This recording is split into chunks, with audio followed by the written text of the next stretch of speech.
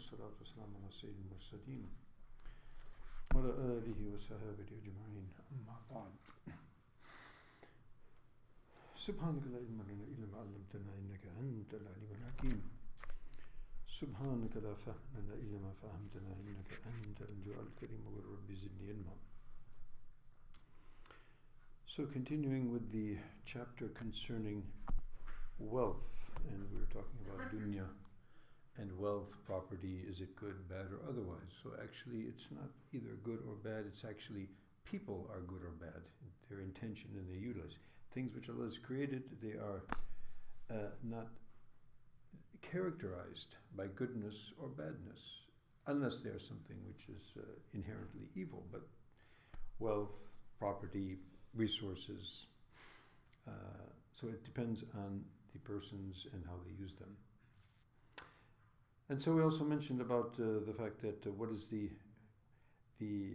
good or the positive aspects of wealth, and those positive aspects of wealth in terms of a worldly perspective, everybody knows about that. In terms of the religious perspective, then one helps oneself with it and becomes self-sufficient and provides the platform and the basis on which he sustains his physical being, and his physical being is that being which engaged in the acts of worship of Allah subhanahu wa ta'ala and obedience of Allah subhanahu wa ta'ala. So his being is a perpetual procurement, or I should say performance of righteous action, and so that requires resources to continue. So that's good. You can also help other people. You can help particular people in sadaqah and so forth, and being kind to other people. Silat al-Rahim, we've been talking about that a lot in the hadith. And you can also use that wealth for public benefit and sadaqah jariyah and things of that nature. And it's also mentioned that we could hire people, and that would free us up for being more capable or having more time to spend in the service of Allah subhanahu wa ta'ala, in the ibadat of Allah subhanahu wa ta'ala, at the same time providing means of sustenance and means of wherewithal for others. So that's the positive aspects. Of course, as we mentioned earlier, Al-Ghazali rahimahullah ta'ala, he mentions that mal is like a scorpion. Its poison is very deadly, but at the same time it can become a very powerful and potent and beneficial medicine. So the medicinal side of it we've seen. What about the poisonous side of it? That's generally what we don't see, or we don't like to see, or we turn a blind eye. But when we hear about these things, they all resonate that yes, we know that, but sometimes we need to be reminded and awakened to things which are otherwise quite manifest. So it's mentioned غوائل المال. غوائل yani the snares and the traps and the trickery that mal can play with people, particularly through the lens of shaitan and nafs. And so there is, again, in these difficulties and snares and tangles that wealth can produce, they would also be of a nature of religious nature and also of a worldly nature. So, of a religious nature, what kind of problems and difficulties does wealth create religiously? So the most prolific and probably the most manifest is that yajurru ila al-ma'asi ghaliban. So it generally draws people, drags them along towards disobedience. And an explanation of that, how is that? And so the person who feels that he has the wherewithal to disobey, he has the money, he has the resources, so it draws him closer towards doing so. And having that mal is a facilitation of a lot of different types of disobedience of Allah subhanahu wa ta'ala, fulfilling the desires, the carnal desires, and the one going to Hollywood and Sunset Strip and all of these places where all of these things take place. So if you don't have money to go there, then probably it's not going to attract you to the extent of the person who has all that money and he has the wherewithal and he knows about these things. His nafs is not contained. So having that wherewithal, why not a vacation to Las Vegas?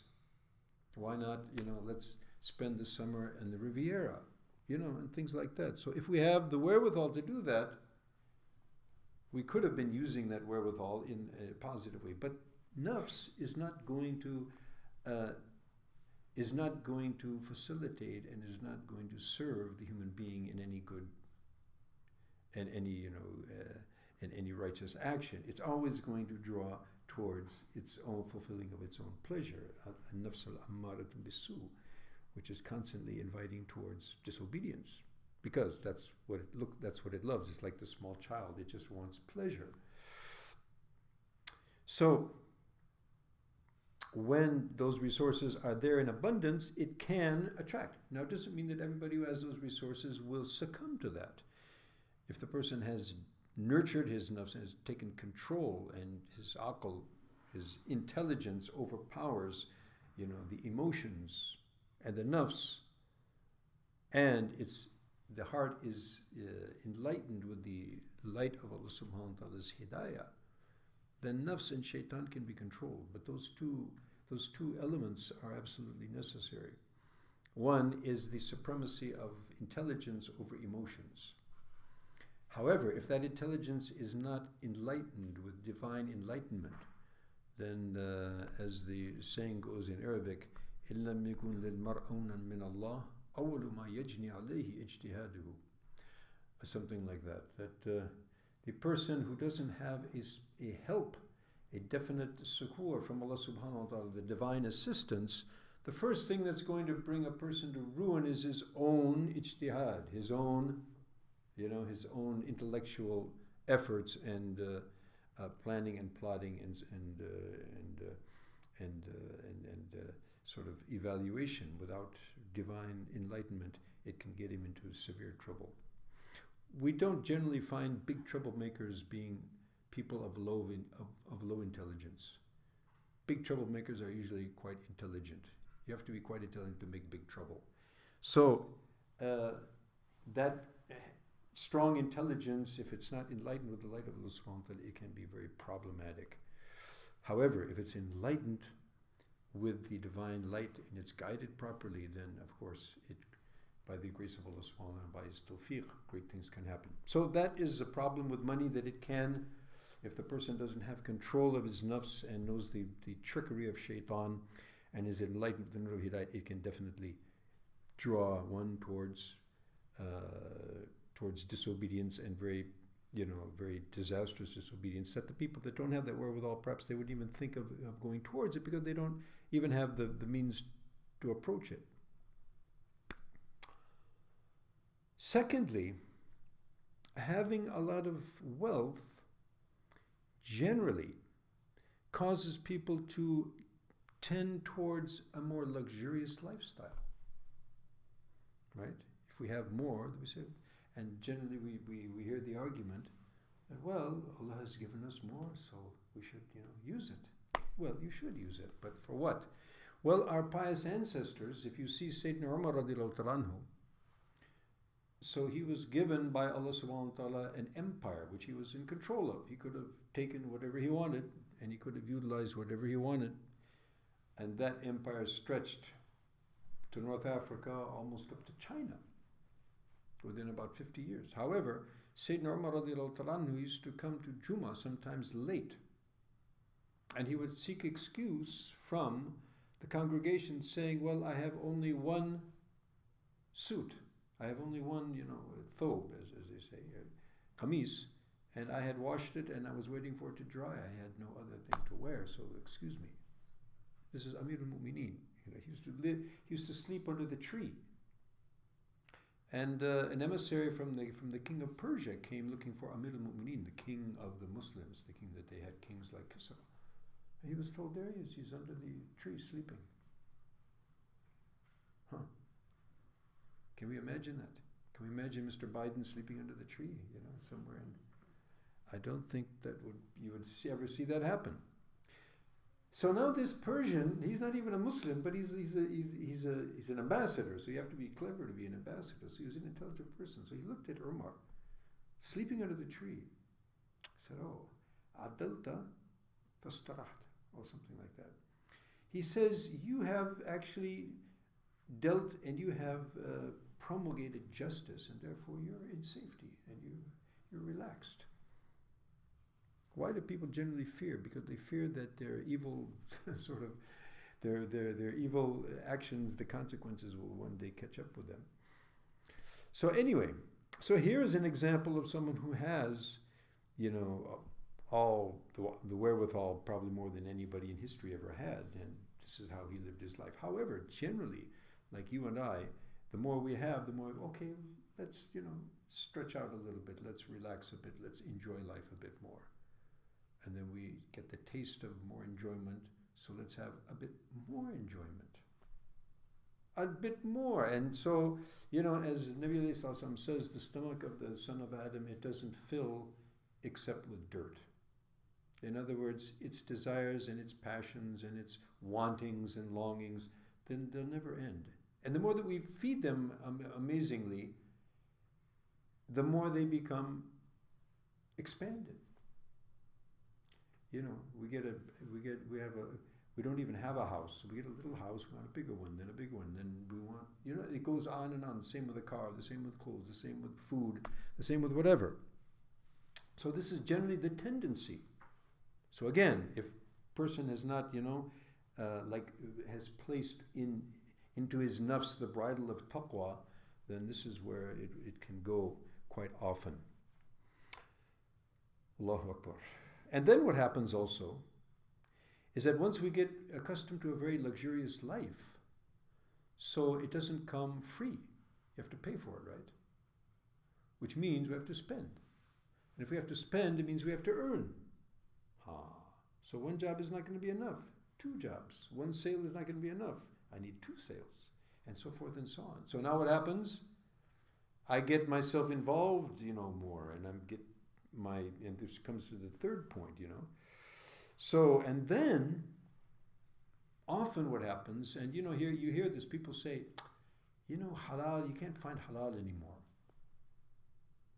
Kasb al-halal, in Urdu, usually in Pakistan, you say, well, kasb al-halal, bahut mushkil hai. Actually, it's not really difficult, but it is difficult to support that kind of lifestyle that you're living. And now if you're living a very simple, Imam Ghazali, he says, if somebody has, 1 pair of clothes per year, and he has 1 or 2, pieces of bread to eat in the day, and he has a roof over his head, it's not really a big deal.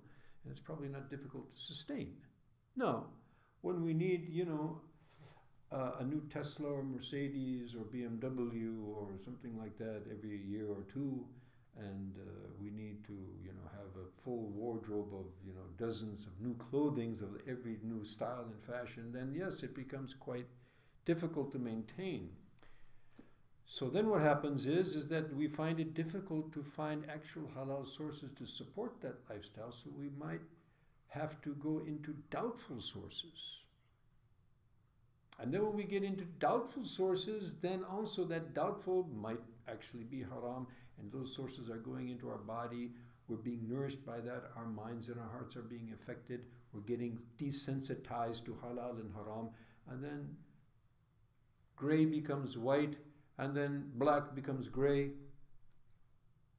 And so this is how people, and this is what we see many Muslims engage today. And that's why we find, as Nabi Sallallahu Alaihi Wasallam said, that a day is coming when if you're not burned up by usury and interest, you won't be unaffected by the smoke.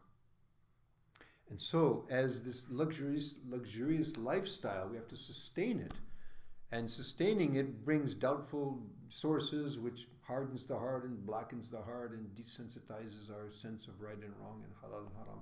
And then ultimately we find ourselves, as Nabi says, those who graze around the sacred pastures of the king. So ultimately those sheep are going to actually enter And so if we're moving right around the ordinances of Allah subhanahu wa ta'ala, then we're very soon to probably fall in. And so then people fall into Sari al-Haram, definitely haram, and then the hearts are black, and then, as Nabi Sallallahu Alaihi Wasallam says, the time will come when people will not be able to distinguish even between right and wrong, halal and haram, haqq and batil, etc. So, what was the origin of all of that? Lots of wealth. Lots of wealth without the proper control of nafs. So that's the second thing. And the third thing, which is probably the most overriding of all, and that is that having a lot of wealth generally will distract us from the remembrance of Allah. Ya ayyuhalladhina amanu la tulhikum amwalukum wala awladukum an dhikrillah. وَمَنْ يَفْعَلْ ذَلِكَ فَأُولَٰئِكَ هُمُ الْخَاسِرُونَ. O people of Iman, don't let your children and wealth distract you. Yulhikum. Get you involved in these small actions and you forget about the dhikr of Allah subhanahu wa ta'ala. And when we say dhikr of Allah subhanahu wa ta'ala, we don't simply mean tasbih or tahleel or tahmid. We mean the constant focus on Allah, remembering Allah. What do you mean by that?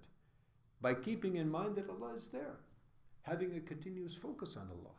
If we have lots of money, so everybody who's got lots of money or lots of wealth or property, they get busy in it. That's the nature of it. Someone has big lands, suppose someone has big agricultural lands. Okay, we have to plant it, we have to harvest it, we have the workers, we have the fertilization, then we've got the tax collectors, then we got revenue, then we got the government, and they've got their restrictions, and people are starting to steal. And then the workers, they're not paying attention. We have to stand over them. And so when does he get time for dhikr Allah? He's so busy in all of those things, so when will he get time to remember Allah and engage in his worship? A person with a lot of wealth, a person of tijara, tijara is the classical, Allahu Akbar. What did I sell today? What am I going to sell today? How do I market this thing? What's the profit? What's the return on my investment? Right? Everybody's nodding. We all know that. Because what's going on in our minds and hearts, it's not going to just with one takbir, which is a bit shaky as it were, it's just going to dissipate. What's going on in our minds and hearts, it has to be, what's the word? Expunged or, expelled. Extracted. It's a difficult thing, like extracting a tooth. It's not easy to do. So therefore, one has to prepare for a salat with khushu and khudur, which is, one has to prepare, and that preparation requires dhikr and dua and preparation, making one's mind and heart. So when we have all of this wealth that we have to worry about, even a person doesn't have a shop, he's got investments. Every 5 minutes, check. What's Wall Street doing? It's up, it's down. It's up, it's down. He's going through khawf and raja, up and down, just like the thing is doing. So, obviously, this is a problem, a big problem. And what's going to happen is that ultimately, we get carried away with these things, and then, again, hardness of heart. And these things they're not statics, it's a dynamic process. Once we get involved in the things, then it goes on, it's snowballing effect. It gets worse and worse and worse and worse. So what we have to do, stop a moment, assess, analyze, and see where are we going, what are we doing? And bring things to a halt and bring things under control, Allahu Akbar. So what's the cure? Well, the very simple cure is, as our Aslaf used to say, a person who has what he needs for the day, and that's it, he's going to live a very easy life. I just a case in point, in Pakistan, there was a fellow who used to live near my house. Actually, all he had was a bicycle. And he had a little sort of, we call it in Urdu chadar, he had a little sort of shawl, a little blanket, and he had a pillow. And he used to tie that on the back of his cycle. He used to deliver milk in the neighborhood. And then in the night, he would just lay down on the sidewalk. And Karachi is a very dangerous place, by the way, theft and killings and robberies and what do you call that, with the kidnapping and all that, everyone's, they've got layers of security. This fellow would just, right after the salat, he would lay down his little, his little cloth on the side of the street, and he would lay down and sleep like a baby, And whenever you used to meet him, I really liked this guy. And so I'd say, how are you? I forget his name. I would say, how are you, so-and-so? Alhamdulillah. He would be all praise to Allah. I'm wonderful. I'm having a great time. And everything's beautiful. Right? Now you go to the fellow who's living in the really top class, and ask him, how's it going? How's it? Oh, what can I say? This problem, that problem, that. So where did all those problems come from, by the way? They came from the wealth. So again, if the wealth, and it's a tricky thing to do, if the wealth is being used, if we have control of our nafs, we know the tricks of shaitan, and what Allah is going to give you, He's going to give you anyway. You're going to get what you're going to get. So if He has destined that you're going to have lots of resources, now, if those conditions are there, that wealth is used, as we heard earlier, on oneself in moderation. The rest is spent in the path of Allah, either to specific persons or to the general good, as the Sahaba did and as our Aslaf used to do, then well and good. Otherwise, it's going to be problematic. So, in fact, Nabi ﷺ says something to this effect, Man asbaha yani mu'afan fi sirbi, kana lahu quta yawmihi, فَكَأَنَّهُ هِزَلَ الدُّنْيَا بِحَذَافِرِهَا. Allahu Akbar. He says somebody who wakes up in the morning and he finds himself in health. And now with all this COVID and things, we know, we're starting to get an idea how precious that is and delicate that is. So a person wakes up, he's got health, he has something to eat for the day. It's as though he has the dunya in its entirety. I mean, what do you need? You need a healthy body and you need something to sustain yourself, a little bit to eat, and you're fine. But we have been made to believe that all of these things are the necessities of life. When actually, if we really analyze it objectively, there's very little of anything that we have that is really a necessity. It's all sort of added-ons, stuff. A lot of stuff. We've become consumers. And of course, that's how the economy works, by grooming this consumerism. I am here in this world to consume. That's how we're looked at in the eyes of the marketeers, you see. And so playing on the nafs and playing with the shaitan and his whole thing, so this whole consumerism mentality is basically what he's talking about. So that drags, to all of these afat. So the best way is to limit the amount of things that we have. And if, of course, as I mentioned, you're going to get whatever you're going to get. And but if we set our standard, this is the standard that I'm living. And by the way, things are getting tougher and tougher, isn't it? There used to be a middle class along with the poor class, and then the rich. Now the middle class is finding it very difficult to sustain. So things also, perhaps out of necessity also, we should take cognizance of this chapter, because things are becoming more and more difficult. The simpler lifestyle that we adapt, the more easily it's going to be, not only for these objectives, but in the overall scheme of things. Prices of everything is going up or down. Scarcity of everything is... So we would do well, not only for that, but the very fact that that is the scenario that we live in today, So, in any case,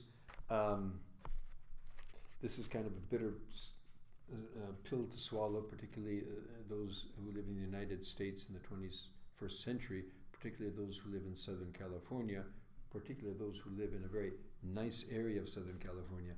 So, it's something to reflect on. And of course, the best course is moderation. And so keeping the positives and then the negatives and striking a balance, which of course is easier said than done, but that is the course that we should be on. And we ask Allah subhanahu wa ta'ala to give us tawfiq. Wa akhir da'wana alhamdulillahi rabbil alameen. Wassalamu alaikum.